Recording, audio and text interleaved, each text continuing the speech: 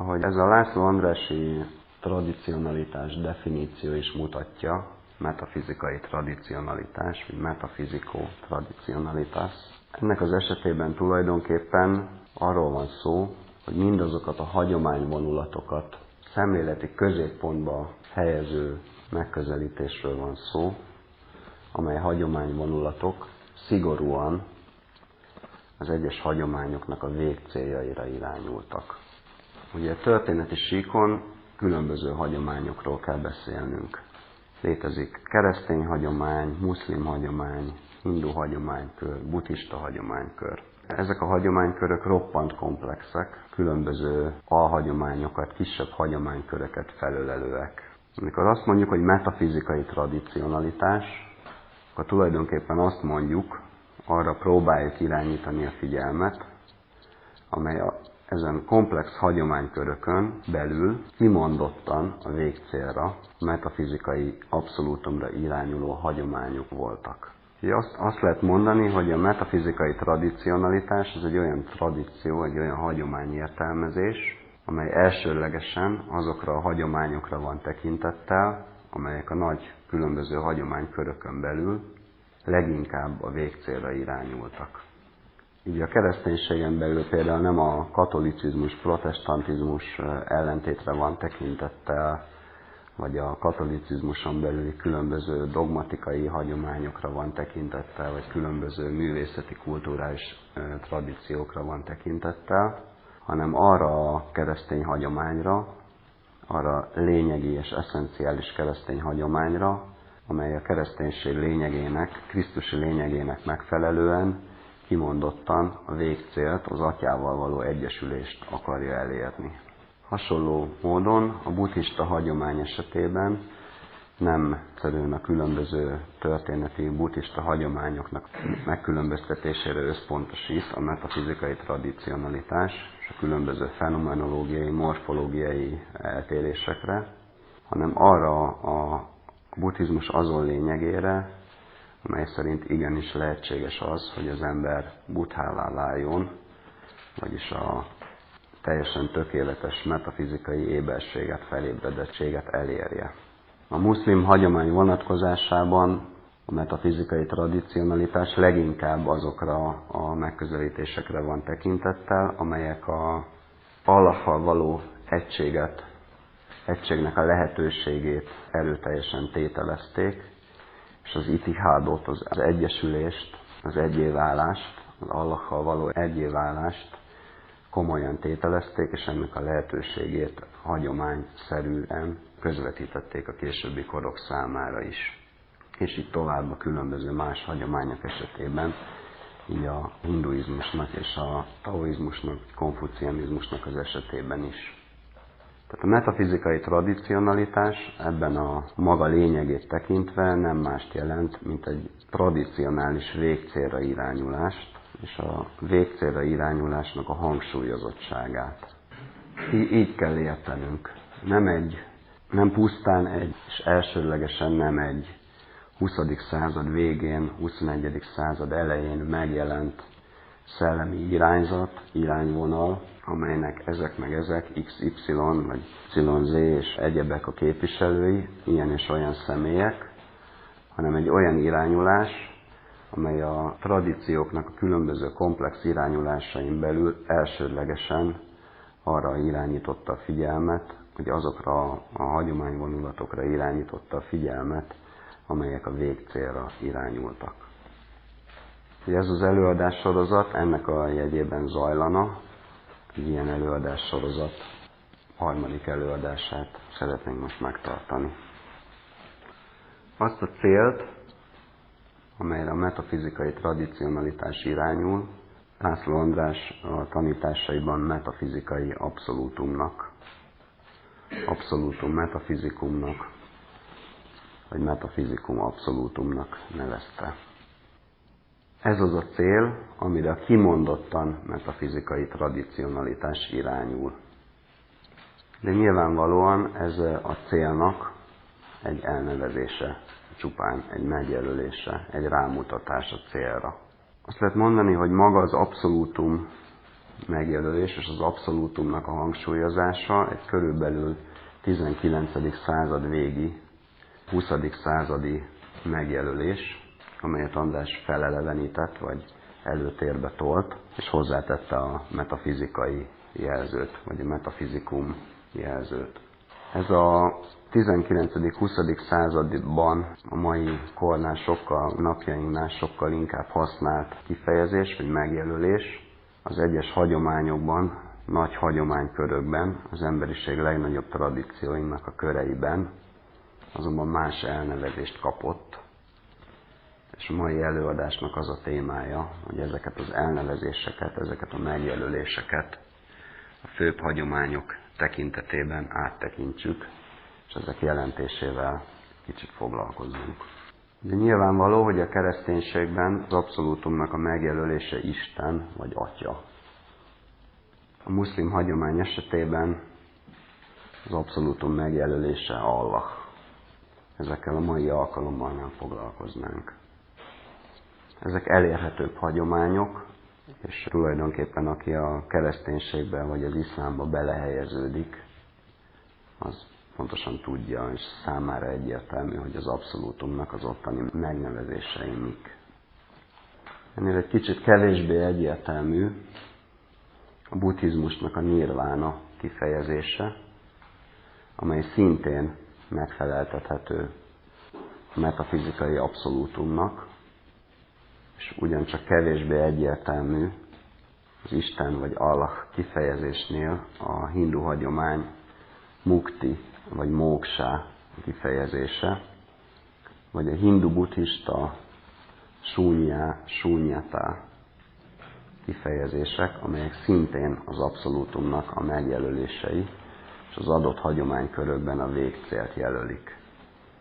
Tehát ha azt mondjuk, hogy a metafizikai tradicionalitás egy olyan fajta tradicionalitás, egy olyan fajta hagyományigenlés, amely mindent előzően kimondottan a végcélra, az elgondolható és lehetséges legmagasabb célra irányuló tradicionalitás, akkor ezekre a kifejezésekre, említett kifejezésekre külön tekintettel kell lennünk, és ezeket a lehető legpontosabban kell értenünk. Tehát a buddhizmusban a metafizikai abszolútumnak, vagy abszolútum metafizikumnak az egyik megfelelője a nirvána. A monoteizmus kultúr körében felnőtt ember számára, aki ez a kereszténységnek a személyes istenképe, vagy személy közeli istenképe nagyon közel áll, és tulajdonképpen a metafizikai konszsiderációit egy ilyen kultúrkörben felnőve próbálja kialakítani. Most egy ilyen személy számára, tulajdonképpen valamennyiünk számára, itt ebben a kultúrkörben nőttünk fel, meglehetősen nehéz lehet megérteni, hogy egy személyes istenképből kiindulóan, vagy személy felett ilyen személyes istenképből kiindulóan, amilyen a kereszténységé, illetve az iszlámé, megérteni egy ilyen fogalmat, mint a nirvána. Hogy ezt a kifejezést többnyire ilyen kihúnyásként szokás fordítani, vagy szokás visszaadni, és hogyha nem is így fordítják, vagy ha konkrétan nem is fordítják le sehogy, az embereknek a nagy többsége nirvána alatt valamiféle kihúnyást ért. Hát ez nagyon nem helyes. Nem annyiban nem helyes, hogy egyáltalán semmi köze nincs a buddhista nirvána kifejezéshez, a kihúnyásnak, hanem főképpen abból a szempontból nem helyes, hogy magában a kihúnyásban, illetve a kihúnyásról alkotott képünkben semmi olyan nincs, ami a végcéllal, a végső misztériummal lenne kapcsolatos. Tehát a kihúnyás az valamiféle ilyen elveszítéssel sokkal inkább kapcsolatos számunkra, mint egy beteljesedéssel. És a végcél, mert a fizikai értelemben mindenféleképpen beteljesedés. És hogyha ezt a beteljesedést egy ilyen elveszítésként, elveszítettségként, kihúnyásként értelmezzük, akkor az nyilvánvalóan nem hordozza számunkra eléggé a végcélnak a valóságát, végcél valóságának az ideáját. Most a nirvána nem egyszerűen kihúnyás. Hogyha a kihúnyásnál sokkal pontosabban szeretnénk megérteni ezt a buddhista végső valóság felfogást, azt kell mondanunk, hogy ez egy olyan ellobbanás, egy olyan transzcendentális ellobbanás, amelyre nem igazán az jellemző, amely az ellobbanást követően beáll, vagy amely az ellobbanás, amelyet úgy fogunk fel, hogy az ellobbanás után mi van, mi következik, hanem úgy tudjuk megérteni igazán a buddhizmus abszolútumnak megfelelő centrális ideáját, hogyha magára az ellobbanás pillanatára koncentrálunk. Tehát figyelmen kívül hagyjuk, és a szemléletünkből kizárjuk azt, ami ezután az ellobbanás után, időbeni értelemben után következhet, és szigorúan magára az ellobbanásra összpontosítunk. Ebben az értelemben a nirvána ideájának, buddhista ideájának az esetében teljesen figyelmen kívül hagyható az, ami kihúnyás, ami az ellobbanást követő időszaknak a teljessége, és szigorúan arra kell a figyelmünket irányítani, ha meg akarjuk érteni ezt a végsőre, abszolútumra irányuló buddhista eszmét, ami magának az ellobbanásnak a pillanata. Az ellobbanásnak a pillanatát sokkal inkább jellemzi a kihúnyásnál egy végső felfénylés, egy intenzitásbeli maximumra jutás, mint mindaz, ami utána következik. Ez a buddhista idea, hogy nirvána, ebben az értelemben nem összpontosít arra, ami a ellobbanás után következik, és az ellobbanás után van, hanem arra figyel, és nézeteink szerint innen ennek az eszmének a végső lényege, egy végső felfénylésben van, egy végső felfénylésben feltárul. Egy végső intenzitás, egy intenzitásbeli maximum. Hát, hogyha például a szellem definícióként a szellemnek, mint olyannak, a Szent Szellemnek, mint olyannak a definíciójaként azt fogadjuk el, hogy subjectum in actu, amit szintén László András határozott meg definícióként, és feltesszük azt a kérdést, hogy mi a különbség a szellemiség és a metafizikalitás között, már amennyiben ezek között van különbség, akkor azt mondhatjuk, hogy a szellemiség és a metafizikalitás között az a különbség, hogy a metafizikalitás az a szellemiségnek a végső intenzitási fokra való elérése. A subjectum in actunak egy ilyen végső intenzitásban levése. Mind az aktus tekintetében, mind a szubjektum tekintetében egy végső intenzitásra való eljutás.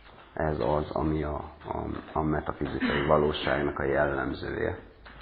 És ezt nyilvánvalóan, ezt a metafizikai valóságot a szellemiség felfokozása révén lehet elérni. Most hasonlóképpen a buddhista nirvána idea, a buddhizmus nirvána ideája egy ilyen végső felfénylés, egy végső ellobbanás, egy ilyen végső intenzitásban létet jelent, és sokkal helyesebb, ha így értelmezzük, mint hogyha egy egyszerű kihúnyásként. Tehát végső intenzitásban lét, transzcendentális ellobbanás. Most gyorsan hozzá kell mindezt tennünk, hogy a hagyományoknak a végső ideái, végső céljai tulajdonképpen kifejezhetetlen misztériumok. Végső misztériumok, nagy misztériumok, ahogy Eleuszisban nevezték ezeket, vagy ahogy Jénon is nevezte, nagy misztériumok. Nem lehet őket kifejezni, a nyelv béna velük kapcsolatban, és tulajdonképpen minden nyelvi megközelítés, minden definíció pontatlan velük kapcsolatban. De ezért talán érezzük az elmondottak kapcsán, hogy például, bár fenn kell tartanunk magunkban azt, hogy ezek misztériumok és a kifejezhetetlenség körébe tartoznak a különböző abszolútum megfelelők az egyes hagyományokban, de mégis érezzük, hogy éreznünk kell, hogy az egyes definiálási kísérletek, vagy megfogalmazási kísérletek nem egyenértékűek az abszolútum kapcsán. Tehát bár igaz az, hogy kifejezhetetlen maga a végcél, és maga az abszolútum egy bármelyik hagyomány megnevezésének az esetében egy tényleges misztérium, és a lehető legnagyobb misztérium. Azért azok a definíciók, amik rávonatkozóan születtek, azok nem egyenértékűek. Egy olyan definíció, amely kihúnyásként értelmezi a nirvánát, nehogy Isten megsemmisülésként, egy végleges megfosztottságként, egy olyan definíció nem összevethető azzal, amely mondjuk transzcendentális ellobbanásként az előbb említett módon és értelemben egy ilyen végső intenzitásban létként értelmezi. Tehát bár kifejezhetetlenek az abszolútumnak a tradicionális megfelelői, azért mégis a különböző kifejezési kísérletek között nincs egyenértékűség, és vannak jobb és kevésbé jó értelmezési kísérletek és definíciók az abszolútum egyes megfelelőire vonatkozóan. Sajnos a mai világnak a sajátossága az, hogy amikor valamivel kapcsolatban megállapítják azt, hogy kifejezhetetlen, vagy titok, vagy misztérium, vagy definíciók felett álló valóság, akkor ezt a definíciók felett álló valóságot úgy gondolják, meglehetősen anarchisztikus módon, hogy erről tulajdonképpen nem lehet semmit sem mondani. És akkor ne is beszéljünk róla, mert a végső principium, vagy a végső valóság megközelíthetetlen. Hát ez nem így van. Az, hogyha valamivel kapcsolatban, jelesül a végső misztériumok vonatkozásában megállapítjuk, hogy végső soron kifejezhetetlen, megmagyarázhatatlan, és a racionalitás feletti, ez azért soha nem jelenti azt, hogy ne lennének olyan racionális megközelítési kísérletek, amelyek valamennyire azért megpróbálják megközelíteni többé-kevésbé érvényesen. Ha valamivel kapcsolatban azt mondjuk, hogy racionalitás feletti, az nem jelenti azt, hogy vagy a racionális megközelítési kísérletek azok egyformán érvénytelenek. Nem egyformán érvénytelenek, hanem többé vagy kevésbé érvénytelenek. És vannak olyan definíciók, amelyek kevésbé, és vannak olyanok, amelyek többé érvénytelenek ebben a tekintetben. A nirvána buddhista fogalmának az esetében azok a definiálási kísérletek, vagy fordítási kísérletek, vagy értelmezési kísérletek, amelyek kihúnyásként, vagy megsemmisülésként értelmezik, azok nyilvánvalóan érvénytelenebbek, mint más kvázi definíciók, vagy fordítási kísérletek a nirvánával kapcsolatban. Úgyhogy a lehetséges értelmezések köréből, ahogy mondtuk, leginkább a nirvána vonatkozásában azt tartjuk érvényesnek, amely egy ilyen végső intenzitásban létként értelmezi a nirvánát, egy olyan értelembe vett ellobbanásként, amely egy ellobbanási maximum, és nem foglalkozik azzal, ami utána jön, a megsemmisüléssel vagy egyebekkel, a logika számára és a racionalitás számára utána következőként adódik, ezzel nem törődik, hanem végső intenzitásban létként, szellemi maximumként, szellemi felfénylésként, egy transzcendentális intenzitásban lét maximumaként értelmezi a nirvánát. A buddhizmus erre irányul, ez a célja. És amikor ezt a célt nem nirvánaként, hanem bodhiként, felébredésként értelmezi, vagy ragadja meg, akkor ez a bodhi ugyanúgy erre a végső intenzitásban létre való ráébredésként, erre való felébredésként, rádöbbenésként értelmezendő. Úgy gondoljuk, hogy első lépésben ez a leghelyesebb megközelítése a buddhizmus abszolútum fogalmának, vagy fogalmainak. Most természetesen, amikor már egy történeti analízist végzünk, amely a buddhizmus kialakulásának a történeti viszonylataira tekintettel vizsgálja a nirvána fogalmat, és látja azt, hogy nirvána fogalom értelmezésének különböző történeti korszakai voltak a buddhista hagyományon belül, akkor ott már más a helyzet.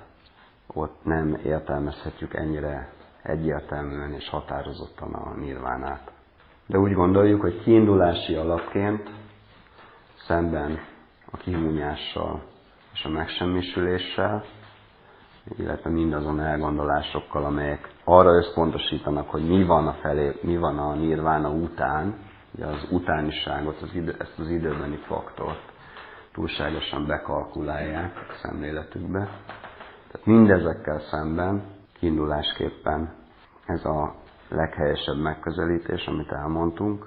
Mindemellett, amikor már a buddhizmus történetének a különböző szakaszaira vagyunk tekintettel, akkor ott már ez egyértelműen ilyen határozottsággal nem állítható. Figyelembe kell ugyanis vennünk azt, hogy ennek a kifejezésnek, hogy nirvána, mint ahogy azt magának a szónak az etimológiai alakja is megerősíti, elsődlegesen egy tagadó jelentése van. Ez azt jelenti, hogy a buddhizmus történetének a különböző szakaszaiban, és különösen a kezdeti szakaszában, amikor ez a kifejezés meggyökeresedett, akkor a buddhista abszolútumot valaminek a tagadása révén, vagy valamiknek a tagadása révén definiálták. Nem egyszerűen valaminek a felfényléséről, végső intenzitásban létéről van szó, hanem sokkal inkább tagadólagos kifejezésként számos dolognak a tagadásáról. És hogyha a kifejezést etimológiailag nézzük, akkor a vána, ez magával a szóval, a beszéddel, a kifejezéssel kapcsolatos jelentésű. És ilyen értelemben a nirvána nem jelent mást, mint kifejezhetetlent. Tehát a nir az itt tagadás érvényű, tagadás jelentésű előtag. A magyar nyelvben ugye ez egy fosztóképzőként képeződne, de itt nem egy képző, hanem egy fosztóképző, hanem egy tagadás jelentésű előtag. Tehát a kifejezhetőséggel, a kinyilvánítottsággal, a szavakba öntöttségnek a tagadásával kapcsolatos ez a kifejezés egyfelől. Tehát egy tagadólagos kifejezés, amit mondjuk a mai magyar nyelvhasználatban a kifejezhetetlen nagyjából jól visszaad. És ugye tudjuk, hogy magának a misztérium kifejezésnek például az egyik jelentése, vagy egyik fordíthatósága éppen ez lenne, hogy kifejezhetetlen.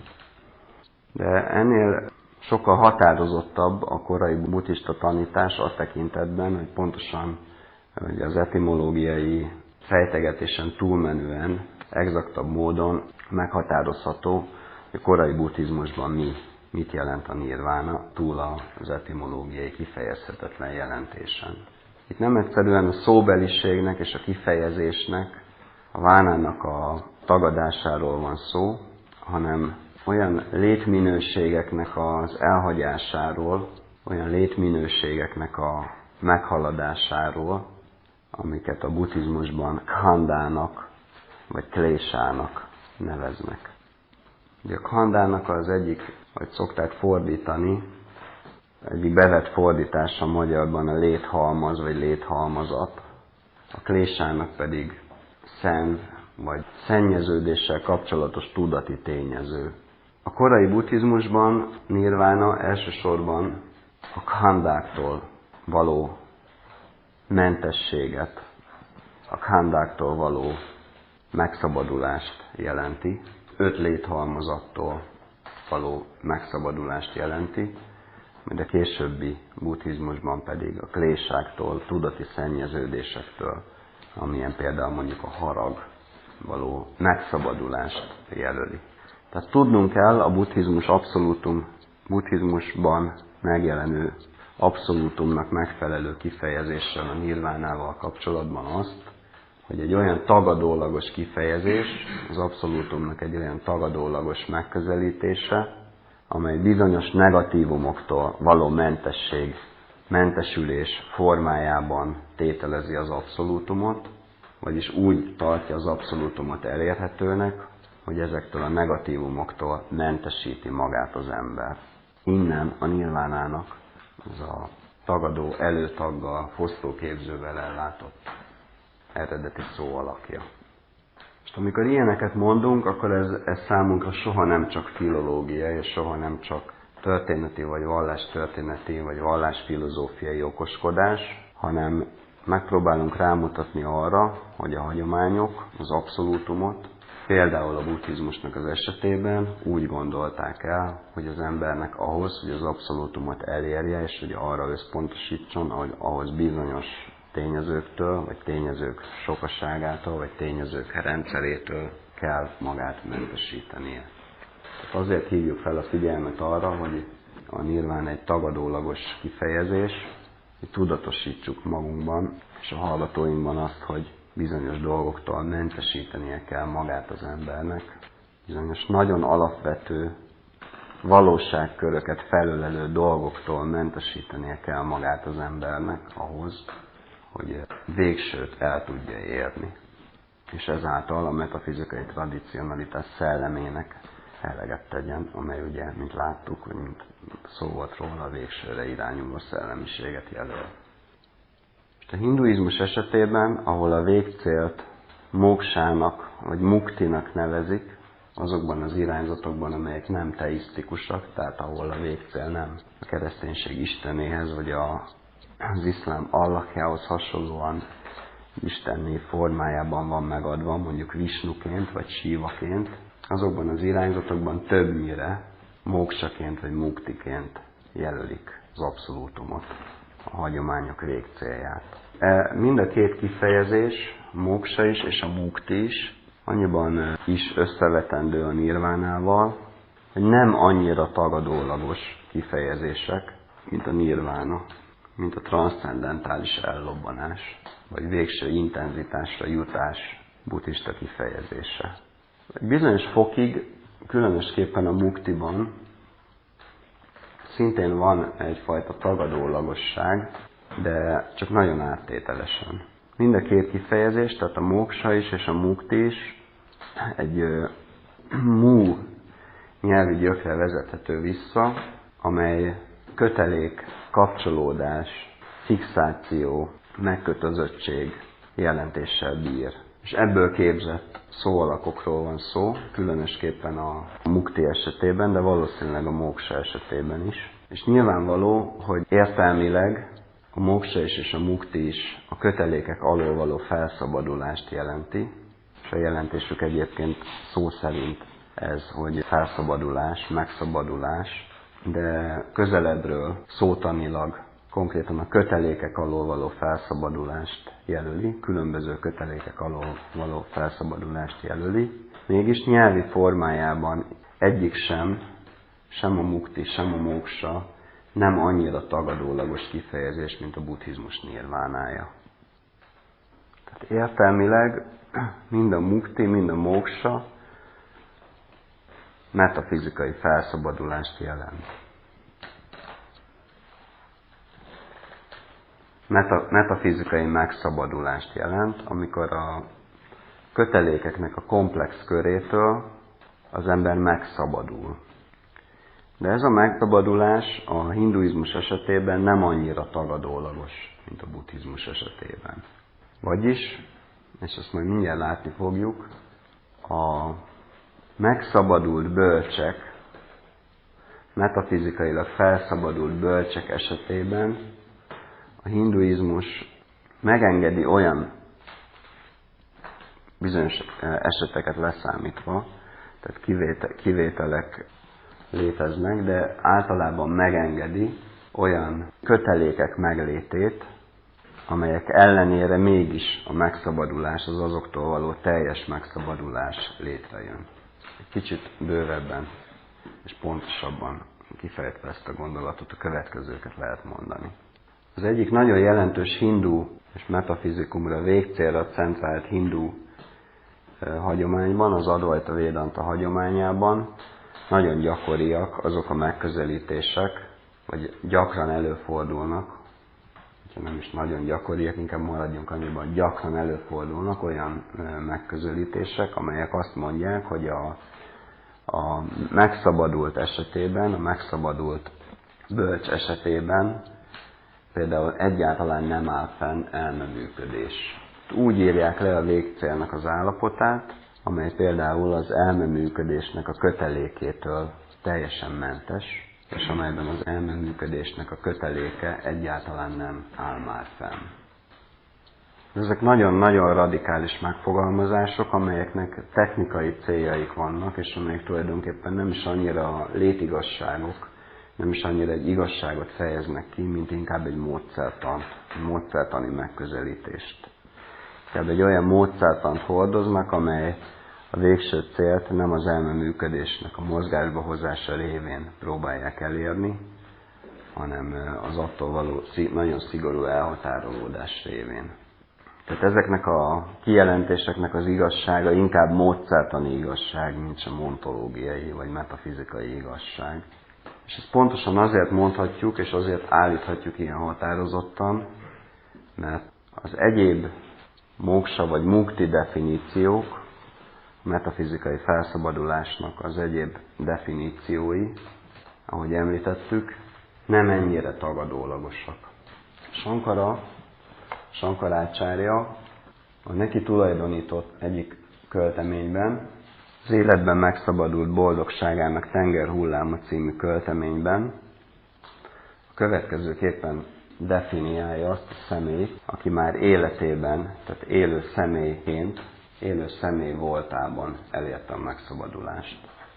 Egyébként az a tény, hogy élő személy voltában, tehát a kötelékeknek abban a komplexumában, amit egy élő személyiség jelent, egy eleven ember jelent, ezek azért metafizikai szempontból ez egy kötelékhalmaz, vagy élő személy, kötelékeknek a sokaságát jelenti. Tehát maga az a tény, hogy a hindu hagyomány hangsúlyozza a megszabadulásnak, a muktinak egy olyan formáját is, amelyet Jiva Muktának nevez, vagyis életében megszabadult személynek. Ez mutatja azt, hogy a móksa felfogása, a mukti felfogása nem annyira kizárólagos, nem annyira tagadólagos, mint a buddhizmusé. Hiszen bármennyire is sok kötelékkel bír az, sok köteléket jelent az, hogy az ember egy élő személyiség és él, a muktit ilyen esetben is tételezi. Tehát a bizonyos fajta kötelékeknek a megléte mellett is lehetségesnek tartja a megszabadulásnak a meglétét, és ez nagyon szépen kiderül ebből az említett Sankara versből is. Néhány verszakot felolvasnék ezzel kapcsolatban. Ezek a Jiva Muktának, tehát az életében megszabadult személynek a definíciói is egyúttal, egy költői formában. Különféle lenyűgöző ruhákba öltözött és aranyékszerekkel díszített városi férfiakat és fiatal nőket nézni, mint képeket. Tudatában lévén annak, amit éppen lát, és vidáman elkeveredve velük. A bölcset, kinek tudatlanságát eloszlatta a guru kegyelme, mindaz egyáltalán nem téveszti meg. Itt a bölcs, amit a szövegünk úgy mond, hogy bölcs, ez magára a Jiva Muktára, tehát az életben megszabadult személyre vonatkozik. Újra felolvasnám. Különféle lenyűgöző ruhákba öltözött és aranyékszerekkel díszített városi férfiakat és fiatal nőket nézni. Tehát egyáltalán nem tartja a muktától, a megszabadulttól távolinak azt a lehetőséget a szerző, hogy ilyen világi tapasztalatokkal rendelkezik. De hozzáteszi, mint képeket. Tehát az különbözteti meg egy átlag személyiségtől, hogy ő ezeket nem csak egyszerűen látja, a lenyűgöző ruhákba öltözött és aranyékszerekkel díszített városi férfiakat és fiatal nőket, hanem ő képként is látja, ő képként látja ezeket. Tehát nem annyira valóságosként, mint egy átlagember. Pontosítja, a mind képeket kitételt, pontosítja, tudatában lévén annak, amit éppen lát, tehát tudatosan látja mindazt, amit éppen lát, vidáman elkeveredve velük, akár ezt is megteheti, amennyiben képekként tekinti ezeket a látványokat, és tudatosan tekinti ezeket, annyiban akár el is keveredhet velük, mert a bölcset, kinek tudatlanságát eloszlatta a guru kegyelme, mindez egyáltalán nem téveszti meg. Az erdőben kedves koronájú, lombjától és gyümölcseinek súlyától lehajló, nagy árnyat adó fákat szemlélni, melyeken madárkák dalolnák édesen. Nappal imára, éjjel pedig pihenésre véve igénybe alattuk a földet. A bölcset, kinek tudatlanságát eloszlatta a guru kegyelme, mindez egyáltalán nem téveszti meg. És így tovább. Nagyon sok, még sokkal meghökkentőbb, világiasnak tűnő párhuzamot hoz a szerző, és úgy definiálja ebben a versben, ebben a költeményben a Jivamuktát, mint aki ezen kötelékek ellenére nem megfosztva magát ezektől a kötelékektől, hanem ezen kötelékekben élve, ugye ezen kötelékek tapasztalatai közepette bölcs, és ezen kötelékek tapasztalatai közepette éri el, vagy érte el, vagy tartja fenn a felszabadulást, a megszabadulást, a muktit. És ezért Jiva Mukta, ezért élő, megszabadult. Tehát így láthatjuk, hogy a nagyon alapvető különbség a buddhizmus és a hinduizmus abszolútum felfogása között, hogy a buddhizmus inkább tagadólagos módon határozza meg a végcélt, míg a hinduizmus kevésbé tagadólagos módon, már szintén a kötelékektől való elszakadottságként, azoktól való megszabadulásként, de mégis kevésbé tagadólagos módon. Leszámítva néhány esetet, amit az Advaita Védanta kapcsán említettem. És van egy közös ideája a hinduizmusnak és a buddhizmusnak, és ez az ürességnek az eszméje, amely szintén a végcélnak, a végső misztériumnak az egyik tradicionális kifejezése mind a két hagyományban.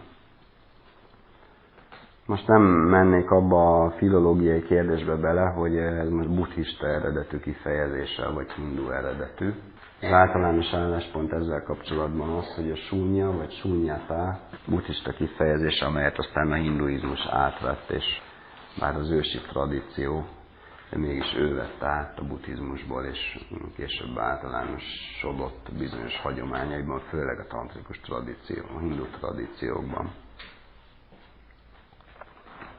Ez azért bizonytalan, tehát ezt nem tudjuk egyértelműen megállapítani. Nem tudjuk tételezni azt, hogy Nagarjuna, tehát egy hindu gyökerekkel rendelkező, de mégis buddhista mester volt a sunyata fogalmának, vagy eszméjének az első megfogalmazója. Ezt azt hiszem, hogy az exaktság keretei között nem lehet állítani. Mindösszesen annyit tudunk ezzel kapcsolatban, hogy valóban egy buddhista nagymester volt az, aki az ürességgel kapcsolatos tanításokat elsőként doktrinális formában részletesebben kifejtve összegezte. Tehát van az abszolútumnak, az abszolútum metafizikumnak, hindu és buddhista oldalon különösen, ürességkénti felfogása is. Az üresség nyilvánvalóan negatív kifejezés, ezt érezzük. De annak ellenére egy negatív kifejezés annyira nem tagadólagos, mint a nirvána. Tehát közelebb áll a hindu muktihoz és móksához a nirvánánál, hiszen direkt módon nem tagadólagos, nincs csak magának a kifejezésnek a szó szerinti jelentésében tagadás. De mégis egy negatív kifejezés, hiszen valaminek a hiánya révén, valamitől való mentesség formájában ragadja meg az abszolútumot, és akként írja le, vagy aként próbálja az értelmesen gondolkozó ember számára felfoghatóvá tenni. Üresség. Ez egy rettenetes fogalom tulajdonképpen a nyugati embereknek a nagy része számára. És hogyha kellőképpen őszinték vagyunk magunkhoz, azt lehet mondani, hogy az üresség az a metafizikai abszolútumnak egy olyan megfelelője, amely a tradicionális orientációjú embereknek a nagy többsége számára is igazából nem élő, nem eleven, nem igazi ideaerővel bíró kifejezés. Mert valami hiányt hordoz, valami nem eléggé pozitív. Annak ellenére, hogy nem tagadólagos úgy, mint a nirvána, mégsem eléggé pozitív.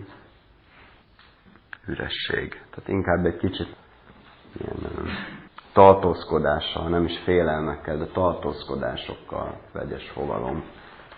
És azért nem hozza be az emberek legtöbbje számára, nem igazi megtestesítője a metafizikai abszolútumnak, a végcélnak és a végső misztériumnak. Most úgy véljük, hogy ez abból adódik, és általában a tagadólagos kifejezések, vagy a negatív kifejezésekkel kapcsolatos tartózkodás az abból adódik, hogy a mai embernek nincs eléggé fogalma arról, hogy milyen kötelékek közepette él. Hogy a természeti lét, hogy az ő emberi léte, az ő egyénkénti léte, az miféle megszorításokból, megkötöttségekből, bilincsekből, bebörtönözöttségből, börtönszerű törvényszerűségekből fakad. Hogyha tisztában lennénk a saját magunk iszonyatosan megláncolt állapotával, akkor minden negatív kifejezést üdvözölnénk, vagy sokkal inkább üdvözölnénk azokat a negatív kifejezéseket, amelyek a végcélt, végső misztériumot, metafizikai abszolútumot negatív módon ragadják meg, mint az üresség. Azért félünk az ürességtől, vagy tartunk legalábbis az ürességtől, mert nem tudjuk, hogy az a van, amivel bírunk, amivel rendelkezünk, az mennyire megköt bennünket. Hogyha tisztában lennénk a kötelékeinknek a hihetetlen komplexitásával, akkor üdvözölnénk az ilyen negatív fogalmakat, mint az üresség például. Sunnya üres, vagy sunyatá üresség. De tradicionális orientációval bírva, és elfogadva, hogy a sunnya az abszolútumnak az egyik kifejeződése, metafizikumnak az egyik tradicionális kifejezése, ami ráadásul két hatalmas tradíciókörben is centrális jelentőséggel bírt. El kell kezdenünk barátkozni, azt mondjuk magunknak, hogy saját ideánká kell tenni az ürességet, és hogy ki kell alakítani egy olyan viszonyt az ürességgel kapcsolatban, amely leszámol a mindenféle averziókkal és viszolygásokkal. És igenis az üresség az egy fontos idea a metafizikailag törekvő ember számára. Egyébként a kenózis formájában, a kiüresítés formájában megtalálható a zsidó és keresztény hagyományban is, amely különösen a kereszténység és a keresztény misztika egyes esetekben az Isten elérésének legfőbb módszereként tekint a kiüresítésre, mint olyanra. Azt mondja, hogy a kiüresítés az, amelynek révén az ember leginkább az istenséget, az Istent, Atyát el tudja érni. Tehát nem teljesen ismeretlen a kereszténység számára sem, nyugaton sem. De mégis barátkoznunk kell vele, és el kell hagyománytiszteletünkből adódóan, és a hagyománnyal kapcsolatos tekintélytiszteletünkből adódóan el kell fogadnunk azt, és örömmel el is fogadjuk, hogy a sunyatá, az üresség, az a metafizikai végcélnak egy adekvát kifejezése. Próbáljuk ezért megérteni. A tibeti buddhizmusban az üresség pontosan ennek a megértésnek, jelentősége megértésének az érdekében együtt jár a fény fogalmával. felfénylés fogalmával. A Vajrayana buddhizmus úgy tartja, hogy az üresség az együtt jár egy fény természettel, és a fény elválaszthatatlan velejárója az ürességnek. A prakása, a felfénylés, az üresség saktia. Az üresség egy centrális mag, amit a fény saktiként mindig körbevesz. És ez a két sajátosság a Vajrayana buddhizmus bizonyos irányzatainak a felfogása szerint elválaszthatatlan egymástól. Tehát a fény természet az mindig együtt jár az üresség természettel is, és az üresség természet mindig a fény természettel. Ugyanez a hagyomány azt mondja, hogy mielőtt bármit is látnánk, vagy mikor valamit igazán látunk, tehát a primordiális látás, az elsődleges látás mindig a dolgoknak a fény természetét tapasztalja. Tehát én amikor azt mondom, vagy akár azt gondolom önök bármelyikével kapcsolatban, hogy XY, akkor ez már nem egy primordiális látás. Mert az ember elsőrendűen és eredetileg mindig egy fényt tapasztal, és a fénytapasztalás az ember elsődleges tapasztalása, nyilván nem érzékszervi módon, hanem eszenciális tapasztalás értelmében. Mindig a fénytapasztalás az elsődleges, és amikor már ehhez azt társul, hogy XY, vagy ilyen és olyan, akkor ez már mindig nem egy teljesen tisztán tudatos tapasztalás, hanem egy olyan tapasztalás, amiben az elmeműködés, mentális abstrakció és egyéb ilyen alsóbrendű természeti funkciók játszanak szerepet. Metafizikailag tapasztalva az ember tényleg elsőként bármivel kapcsolatban fényt lát. És a fénytapasztalását azért veszíti el, mert elkezdi megnevezni azt a bizonyos tapasztalatot, ekként és aként, és akkor már elveszíti ezt a primordiális tapasztalást. És ugye az előbb említett tézisnek az értelmében, hogyha a fény mindig együtt jár az ürességgel, és hogyha az üresség saktia mindig a fény, akkor egyszer, mint az ember elsődlegesen mindig ürességet is tapasztal, mindennel kapcsolatban. Ez az ember primordiális tapasztalása. Van többek által ismert ilyen indián kozmológiai felfogás, hogy a csillagok az égen, a sötét égbolton, amikor a csillagokat látjuk, akkor nem mások, mint lyukak. És ezek a lyukak olyan lyukak, amelyeken keresztül a valódi, az igazi valóságnak, a transzcendens realitásnak a fénye átáramlik. Az üresség szemlélet, az élő, eleven üresség szemlélet hasonló a formák világában is. Mégpedig abban az értelemben, hogy ahogy a csillagokon át az indián felfogás szerint átáramlik a transzcendentális valóságnak a fénye, ugyanúgy a dolgokat ürességként látó szemlélet számára, ami már az abszolútumban lehorgonyzott, ezért lát mindent üresnek, és annyira ő szorosra vonta a kapcsolatát, a saját maga kapcsolatát az abszolútum üresség aspektusával, hogy ezért lát mindent üresnek. Ennek a szemléletnek a számára a formák az indián szemlélethez hasonlóan olyan egy sötét ruhás ember alak esetében nem egy testi alak és egy egyszerű forma tapasztalat, hanem egy olyan rés, ez a forma tapasztalás, amin keresztül az üresség áramlik. Tehát ez most egy kicsit ilyen nagyon, nem csak kicsit, hanem nagyon absztraktnak tűnhet, de elvileg lehetséges a szemléletnek egy olyan megváltoztatása, amely egy idő után formákban, tehát mondjuk ennek a paravánnak az alakjában nem a formát látja, a fizikai formát, hanem úgy tekint erre a paravára, és ez különösen a sötét részeinél tapasztalható első fokon, amelyen keresztül így az üresség szinte betör a világban. Tehát nem azt nézi, hogy ez egy paraván, amit ugye az emberi racionalitás mond vele kapcsolatban, hanem a sötét részeken elsőként tapasztalva azt látja, hogy az üresség hogyan hatol be a világba. És ilyen módon a formák, legyen az bármi, tulajdonképpen üresség tapasztalások számára. Ugyanúgy, ahogy az indiánok számára a csillag, a transzcendentális valóságra nyíló kiskapuk voltak. számára a formák az ürességbe nyíló kapuk. És teljesen mindegy, hogy mennyire eltérőek a formai alapok, mondjuk ezért a lámpája és azért a paraváné, mindegyikre a maga fizikai formáján túl úgy lehet tekinteni, mint egy kapu az ürességre, amelyen át a maga speciális formáin keresztül áramlik be az üresség valósága a tudati szemléletbe. Tehát az alakok így elsődlegesen üres, és az ürességet jelentik. A forma üresség.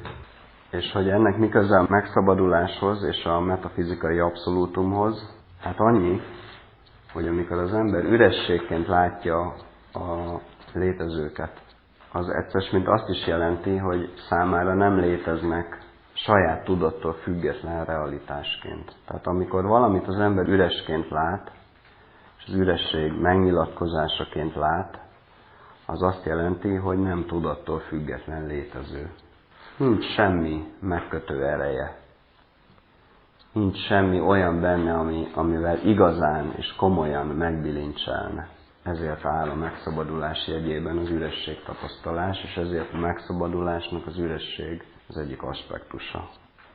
Ez az üresség, ez a súnnyá, ez nem egyszerűen egy hiány, egy megfosztottság, egy nem lét, hanem egy transzcendentális üresség, egy felszabadító üresség.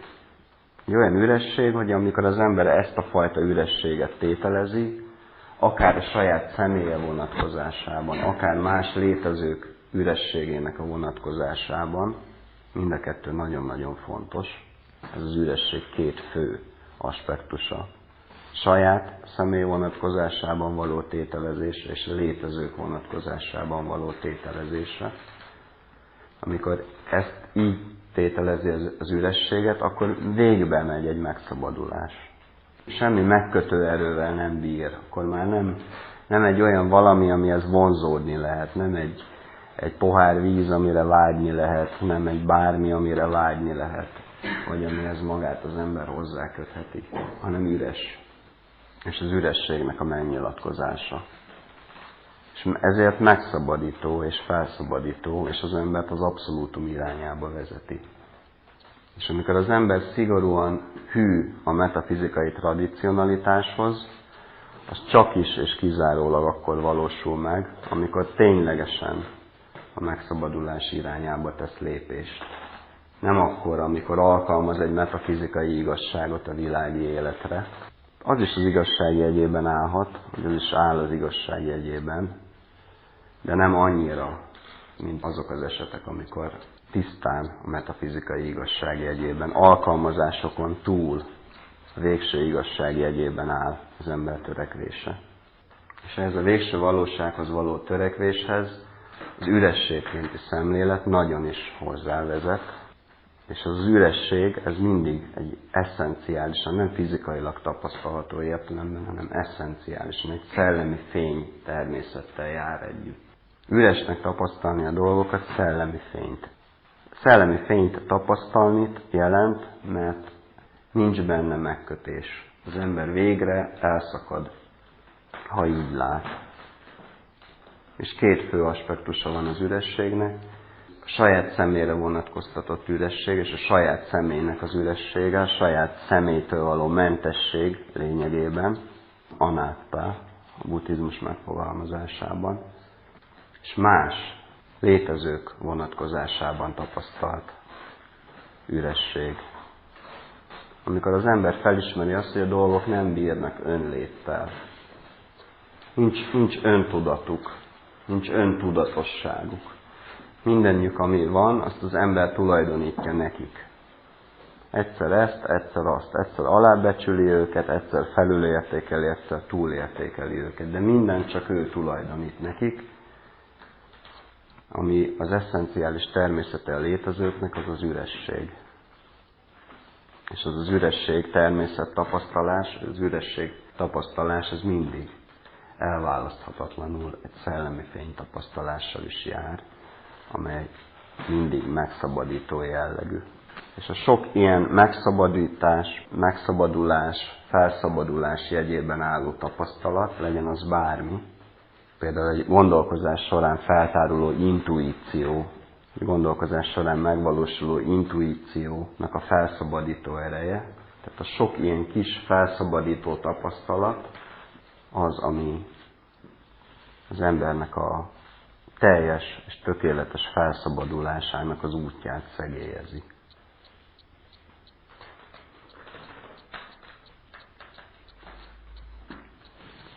Köszönöm szépen a figyelmet.